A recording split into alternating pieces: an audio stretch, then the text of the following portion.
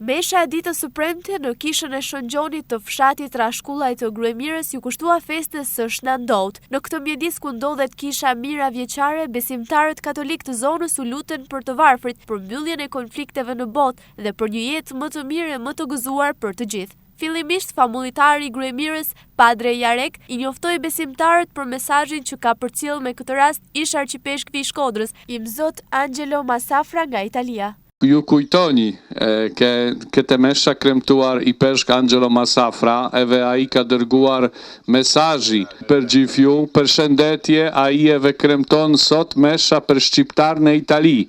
Edhe është një shëntërore në Shnandov në Itali, ai kremton këtë mesha për gjithë shqiptarët edhe italian në Itali. Ndërsa Don Marian Gjinesha gjatë celebrimit të meshës u ndal veçanërisht tek mesazhi i festës së Shëngjonit. Shnano quhet shajti i mrekullive.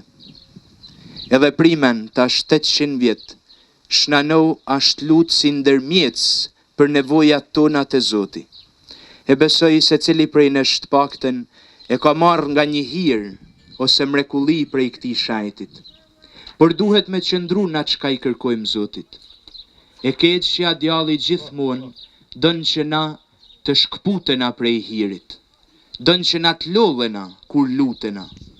Don që na t'i kena gjanat shpejt, si të dona na.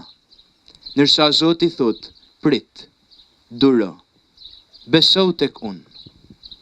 E nëse ta ka dhanë dhuratën e lutjes, lutu. Nëse ti ke arë këtu për njetin që besoj nuk ka asnjë prej nesh që se ka këtë njet, mu lutë për fëmijët tuaj, për ata që janë jashtë.